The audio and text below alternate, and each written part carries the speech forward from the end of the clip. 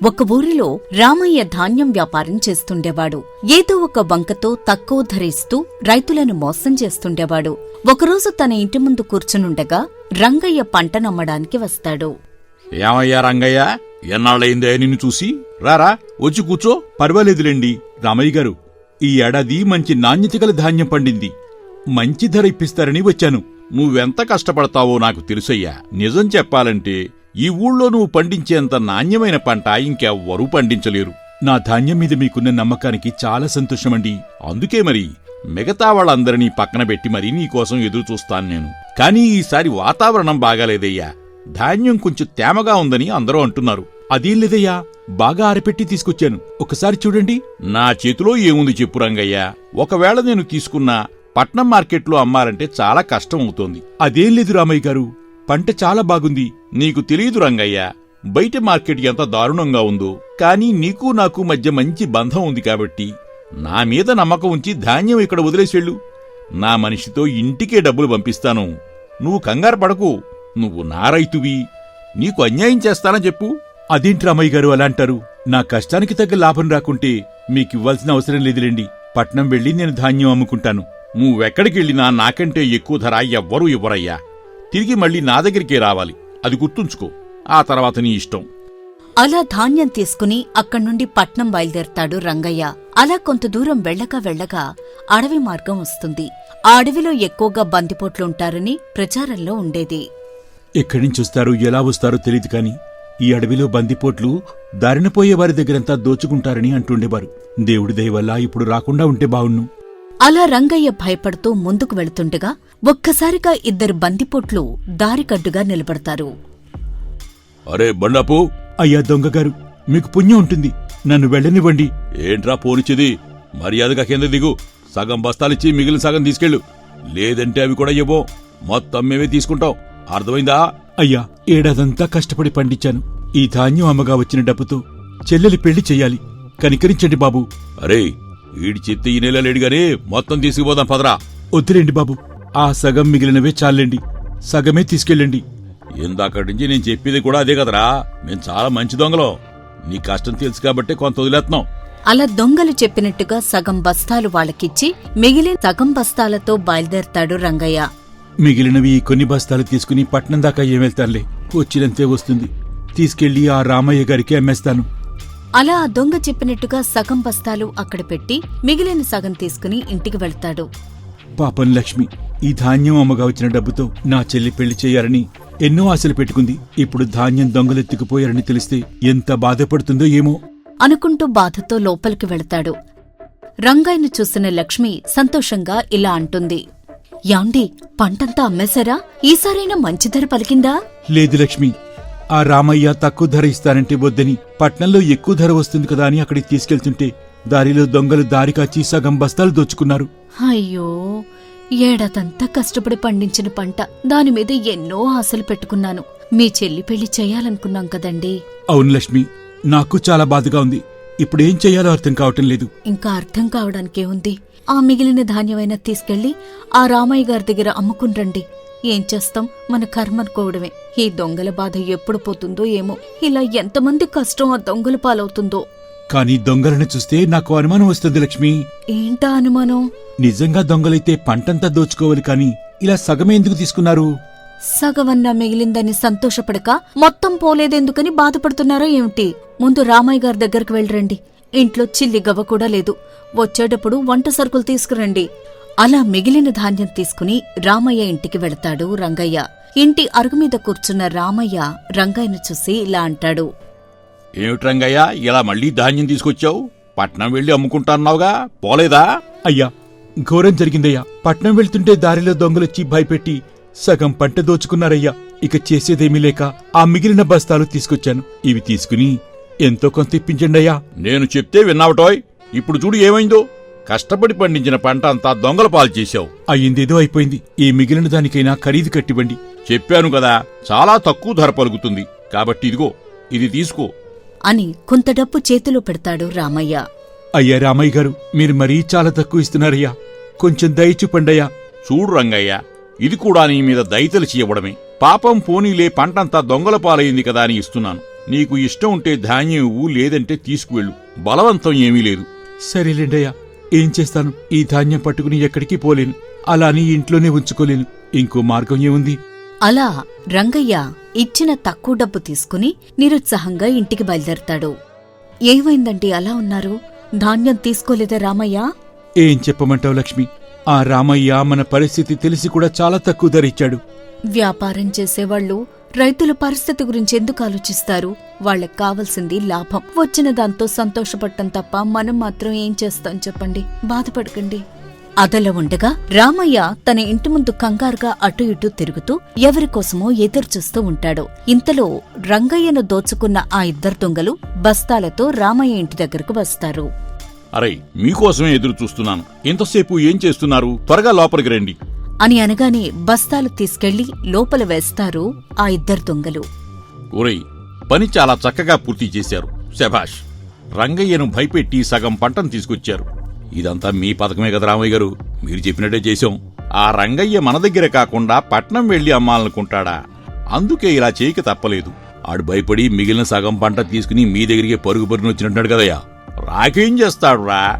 ఈ ఊర్లో ఈ రామయ్యని కాదని పట్నం వెళ్లి ధాన్యం అమ్మాలనుకున్న ఎవరికైనా ఇదే జరుగుతుంది. మంచిగా అడిగితే ఇవ్వలేదు. ఇప్పుడు చూడు, సగం ధాన్యం ఉచితంగా వచ్చింది మనకి. మిగిలిన పంటంతా చాలా తక్కువ ధరకే దక్కింది. చూశావా ఎంత లాభమో? మీ తెలివితేట మాకు బాగా తెలుసులయ్యా. ఆ రంగయ్య ఇంకెప్పుడు పట్నం వైపు వెళ్లాలన్న ఆలోచన కూడా చేయడు. సరే సరే, మీకు రావాల్సిన డబ్బు ఇదిగో, ఇది తీసుకోండి. ఎవరికీ కనిపించకుండా వెళ్ళండి. ఎట్టి పరిస్థితుల్లోనూ ఈ విషయం బయటకు రాకూడదు. అర్థమైందా? మీ వాళ్ళ మాకు కూడా చేతి నిండా పని దొరుకుతుందంటే మేవెందుకు బయట పెడతామండే? అలా తన మనుషులను దొంగల్లా పెట్టి భయంతో ఎవరూ పట్నం వెళ్లకుండా తనకే ధాన్యం అమ్మేలా చేస్తూ ఉంటాడు రామయ్య. ఇదిలా ఉండగా రంగయ్య ఇంటి బయట బాధగా కూర్చుని ఉంటాడు. గురునాథం అనే మరో రైతు అక్కడికి వస్తాడు. రంగయ్య, ఏటంతలా ఆలోచిస్తున్నావు? ఏం చెప్పమంటావు గురునాథం? ఏడాదంతా కష్టపడి పంట పండించినా సరైన ధరకు అమ్మలేకపోతున్నాం. అదే నా బాధ. అదేంటి రంగయ్య, మొన్నే కదా మీ పంట పట్నంలో అమ్ముకొచ్చో? పట్నంలో అమ్మాలనే తీసుకెళ్లాను, కాని అడవిలో దొంగలు పడి ధాన్యం అంతా దోచుకెళ్లారు. ఏటి నువ్వు చెప్పేది? దొంగల పంట ఎత్తిపోవడమేటి? అవును, నేను చెప్పేది నిజమే. చేసేదేం లేక మిగిలిన కొద్దిపాటి ధాన్యాన్ని తీసుకొచ్చి మన రామయ్య గారికి అమ్మాను. ఈ మధ్య దొంగల బెడద ఎక్కువైపోయింది. ఏదో ఒక మార్గం చేయకపోతే కష్టపడి పండించిన పంట అంతా ఇలా దొంగల పాలైపోతుంది. సరేలే, దాని గురించి తర్వాత ఆలోచిద్దాం. ముందు చెప్పు, ఏంటిలా వచ్చావు? నా పంట కూడా చేతికొచ్చింది, అమ్మేయాలనుకుంటున్నాను. నువ్వు ఎప్పుడూ మంచి ధరకే అమ్ముతుంటావు కదా, ఈసారి ఎక్కడ అమ్మితే మంచిదో అని అడుగుదామని వచ్చాను నిన్ను. నిజం చెప్పాలంటే రామయ్య దగ్గరకు మాత్రం వెళ్ళొద్దు. అతడు మనం అనుకునేంత మంచి మనిషి కాదు. బయటకు మంచివాడిగా నటిస్తూ ఏదో ఒక కారణం చెప్పి తక్కువ ధరిస్తున్నాడు. ఏట్రంగయ్యా నువ్వు చెప్పేది? రామయ్య మరీ అంత మోసం చేస్తాడా? అలా అయితే పంటలా అమ్ముకోవాలి మనం. అదే కదా ఇప్పుడు సమస్య. ఈ సమస్య నుండి ఎలా బయటపడాలో అర్థం కావటం లేదు. ఇందులో అర్థం కావడానికి ఏముందయ్యా? ఈ సమస్య గురించి మన సర్పంచ్ గారికి చెప్తే ఆయనే ఏదో ఒక మార్గం ఆలోచిస్తారు. ఇప్పుడు వెళ్ళి కలుద్దాం పద. అలా ఇద్దరూ కలిసి సర్పంచ్ గారింటికి వెళతారు. ఇంటి ముందు కూర్చుని ఉన్న సర్పంచ్ గారితో ఇలా అంటాడు రంగయ్య. సర్పంచ్ గారు, నమస్కారమండి. నమస్కారం రంగయ్య. ఏమిటి ఇంత పొద్దునే ఇద్దరు కలిసొచ్చారు? ఏమిటి సంగతులు? చాలా పెద్ద సమస్యతో వచ్చామయ్యా. మీరు ఎలాగైనా ఈ సమస్య నుండి బయటపడేయాలి. సరే సరే, ముందు విషయం ఏటో చెప్పు. రంగయ్య జరిగిన విషయమంతా వివరిస్తాడు. అదంతా విన్న సర్పంచ్ గారు ఇలా అంటారు. ఏమిటి రంగయ్య నువ్వు మాట్లాడేది? దొంగలు దారి కాచి రైతుల పంటను దోచుకుంటున్నారా? ఆ దొంగలు ఎక్కడి నుంచి వస్తున్నారు? అయ్యా సర్పంచ్ గారు, వారు నిజమైన దొంగలో కాదు అని నాకు చిన్న అనుమానంగా ఉందయ్యా. ఏమిటా అనుమానం? మన ఊర్లో ఉన్న ధాన్యం వ్యాపారి రామయ్య గారి మీద నా అనుమానం. ఎందుకంటే ప్రతి రైతుకి ఇలాగే జరుగుతుంది ఈ మధ్య. రైతుల దగ్గర కొన్న ధాన్యం కంటే ఆ రామయ్య దగ్గరే ధాన్యం ఎక్కువగా ఉంటుంది. అంత ధాన్యం తన దగ్గర ఎక్కడిది? అయితే ఆ దొంగలు రామయ్య మనుషులేనని నీ అనుమానం అంటావు? అవునయ్యా, నా అనుమానం ప్రకారం ఇదంతా ఖచ్చితంగా రామయ్య గారే చేస్తున్నాడు. ఈ రహస్యాన్ని మీరు ఎలాగైనా బయటపెట్టాలి. అయ్యా సర్పంచ్ గారు, ఇప్పుడు నా ధాన్యం అమ్మడానికి సిద్ధంగా ఉంది. పట్నం వెళ్దామంటే దొంగలు దోచుకుంటారేమో అని భయంగా ఉంది. రామయ్యకి ఇద్దామంటే గిట్టుబడతారెవడు. ఇప్పుడు ఏం చేయాలో అర్థం కావట్లేదయ్యా. అయితే నేను ఒక పని చెప్తాను, అలా చేయండి. సర్పంచ్ గారు రంగయ్యకి గురునాథానికి రహస్యంగా చెవిలో ఒక ఉపాయాన్ని చెప్తారు. నేను చెప్పింది అర్థమైంది కదా? అలా చేయండి. నిజంగా ఇదంతా రామయ్య చేస్తే మనకి దొరికిపోతాడు. అలా సర్పంచ్ గారి ఉపాయం విన్న రంగయ్య, గురునాథం అక్కడ్నుంచి వెళ్ళిపోతారు. ఆ మరుసటి రోజు గురునాథం ధాన్యం అమ్మడానికి రామయ్య దగ్గరకు వెళతాడు. రామయ్య గారు, నమస్కారం అండి. నమస్కారం నమస్కారం. గురునాథం, నీకోసమే ఎదురు చూస్తున్నానయ్యా. అవునా? ఎందుకంటే అదే పంట కోశావని తెలిసింది. అమ్మడానికి ఇంకా తీసుకురాలేదేమిటా అనుకుంటున్నాను. ఇదిగోండి, చాలా నాణ్యత గల పంట పండిందయ్యా. మంచి ధర ఇప్పించాలి మరి మీరు. చూడు గురునాథం, ఈ ఏడాది వాతావరణ ప్రభావం వల్ల ఎవరికీ నాణ్యమైన పంట పండలేదు. కాబట్టి నువ్వు అనుకున్నంత ధర నేను ఇవ్వలేను. నీకు ఇష్టం ఉంటే ఇవ్వు, లేకపోతే లేదు. అది ఎటండాలంటున్నారో? పంట చాలా నాణ్యంగా ఉందండే. మీరిచ్చే తక్కువ ధరకు ఇవ్వలేను. మరి ఎల్లి పట్నంలో అమ్ముకొత్తాను అంటూ గురునాథం తన ధాన్యం తీసుకుని పట్నం బయలుదేరి వెళ్తాడు. అలా గురునాథం వెళ్ళాక రామయ్య తన అనుచరులను పిలిచి ఇలా అంటాడు. ఒరేయ్ సూరి, ఆ గురునాథంగాడు పంట మనకు ఇవ్వకుండా పట్నంలో అమ్మాలని వెళుతున్నాడు. వెళ్ళి అనుకున్న పని చేసిరండి. అప్పుడు గాని ఈ గురునాథంగాడికి బుద్ధి రాదు అని అనగానే సూరి దొంగ వేషంలో వెళ్లి గురునాథాన్ని బెదిరించి సగం ధాన్యం రామయ్య ఇంటికి తీసుకొస్తాడు. ఇంతలో రామయ్య భార్య జానకి బయటకొచ్చి ఇలా అంటుంది. ఏంటండి మీరు చేస్తున్నది? ఎండనక వాననక రైతులు ఎంతో కష్టపడి పంట పండిస్తే సరైన ధర ఇవ్వాల్సింది పోయి పైగా ఇలా దొంగతనాలు చేయిస్తారా? వ్యాపార విషయాల్లో నిన్ను జోక్యం చేసుకోవద్దని చాలాసార్లు చెప్పాను. నోరు మూసుకుని వెళ్ళి నీ పని చూసుకో. ఇలా చేస్తే ఆ దేవుడు క్షమిస్తాడా మిమ్మల్ని? మీరు చేసే ఈ పాపాల వల్లే మనకు పిల్లలు లేకుండా పోయారు. ఇలా అన్యాయంగా సంపాదించి ఎవరికోసం దాస్తారు? ఈ రోజుల్లో డబ్బు ఉంటే చాలే. ఏ బంధాలు బంధుత్వాలు అవసరం లేదు. ఆ డబ్బే మనల్ని కాపాడుతుంది. ఇలాగే మీరు చేసే అన్యాయాల్ని సమర్థించుకుంటూ ఉండండి. ఏదో ఒక రోజు దీనికి మూల్యం చెల్లించాల్సొస్తుంది అంటూ లోపలికి వెళుతుంది జానకి. ఇదిలా ఉండగా దొంగలు ధాన్యం దోచుకున్నాక గురునాథం మిగిలిన ధాన్యం తీసుకుని సరాసరి సర్పంచ్ గారింటికి వెళ్లి సర్పంచ్ గారితో ఇలా అంటాడు. అయ్యా సర్పంచ్ గారు, మీరు చెప్పినట్టే ధాన్యం బత్తాలు తీసుకుని పట్నం బయలుదేరి వెళ్తుంటే ఇద్దరు దొంగలొచ్చి ధాన్యం ఎత్తుకుపోయారయ్యా. మనం అనుమానించినట్టే ఆ రామయ్య ఇదంతా చేస్తున్నాడనిపిస్తోంది. ఎందుకంటే నువ్వు ధాన్యం తీసుకువెళ్లే విషయం ఎవరికీ తెలియదు. అలాంటప్పుడు సరిగ్గా అదే సమయానికి అక్కడికి దొంగలేలా వస్తారయ్యా. అవునయ్యా, నాకు కూడా అట్టగా అనిపిస్తుంది. ఇదంతా రామయ్య పనే ఇటుదే. మరిప్పుడు ఏం చేద్దామంటారయ్యా? పద, ఇప్పుడే వెళ్లి ఆ రామయ్య చేసే ఈ మోసాన్ని బయటపెట్టి తగిన నష్టపరిహారం అడుగుదాం. వెళ్లి ఆ రంగయ్యను కూడా పిలుచుకురా. అలా ముగ్గురు రామయ్య ఇంటికి చేరుకుంటారు. రండి రండి సర్పంచ్ గారు, ఏమిటిలా వచ్చారు? ఏం లేదు రామయ్య, రైతుల ధాన్యానికి సరైన గిట్టుబాటు ధర ఇవ్వటం లేదని రైతులందరూ అంటున్నారు. దాని గురించి మాట్లాడదామని వచ్చాను. ఇందులో మీకు తెలియందేముందయ్యా? ధాన్యం నాణ్యత ఉంటే గిట్టుబాటు ధర వస్తుంది. లేనప్పుడు నేను మాత్రం ఏం చేస్తాను? నా పైవాళ్లు మాత్రం కొనద్దా నా దగ్గర? నేను నష్టపోతాను కదండి. మరి మీరు చెప్పేది నిజమే, కానీ నాణ్యత ఉన్నదానికి కూడా మీరు గిట్టుబాటు ధర ఇవ్వడం లేదని అందరూ అంటున్నారు. పైగా ప్రతి రైతు పట్నం వెళ్లే దారిలో దొంగలు పడి దాన్ని దోచుకుంటున్నారు. అదంతా మీరే చేస్తున్నారని గ్రామ ప్రజలు ఆరోపిస్తున్నారు. దాని గురించి మీరేమంటారు? రామరామ, ఎంత మాట అన్నారు? ఈ ఊర్లో ధాన్యం వ్యాపారం చేస్తూ ఎంతో మంది రైతులు పట్నం వెళ్లే పని లేకుండా సహాయపడుతున్నాను నేను. నా మీద ఇంత పెద్ద నింద వేస్తారా? ఇది న్యాయమేనా చెప్పండి? న్యాయము అన్యాయము తెలుసుకోవడానికి ఇలా వచ్చామయ్యా. నా నిజాయితీని నిరూపించుకోవడానికి ఇప్పుడు నన్నేం చేయమంటారో చెప్పండి. ఏం లేదు రామయ్య గారు, నిన్న గురునాథం ధాన్యం బస్తాలు తీసుకుని వెళ్తుంటే సగం ధాన్యం బస్తాలు దొంగలు ఎత్తుకెళ్లారు. అవి మీ ఇంట్లోనే ఉన్నాయని అతని అనుమానం. కాబట్టి మీ ఇంట్లో ఉన్న ధాన్యాన్ని చూసి వెళదామని వచ్చాం. అలా ఎలా తెలుస్తుంది? నేను ధాన్యం వ్యాపారిని కాబట్టి నా ఇంట్లో ఎప్పుడూ ధాన్యం బస్తాలుంటాయి. అవి గురునాథంవే అని ఎలా చెప్తారు మీరు? అలా తెలుసుకోలేమని.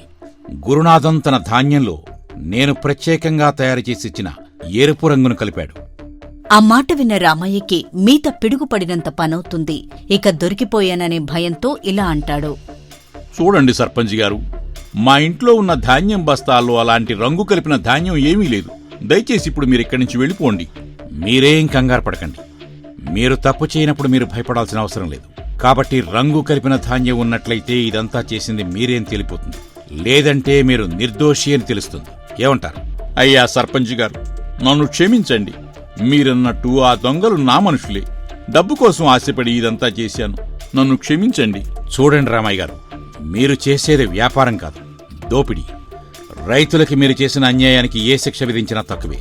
రైతులందరికీ పరిహారం కట్టించి వెంటనే ఈ గ్రామం విడిచి వెళ్ళిపోండి అని అంటుండగా ఇంట్లో నుండి రామయ్య భార్య జానకి బయటకొచ్చి ఇలా అంటుంది. అయ్యా సర్పంచ్ గారు, ఈ ఒక్కసారికి క్షమించండి. ఇంకెప్పుడు ఈయన ఇలాంటి పనులు చేయకుండా నేను చూసుకుంటాను. సరే, ఆడబిడ్డ బ్రతిమాలుతోందని ఈ ఒక్కసారికి వదిలేస్తున్నాను.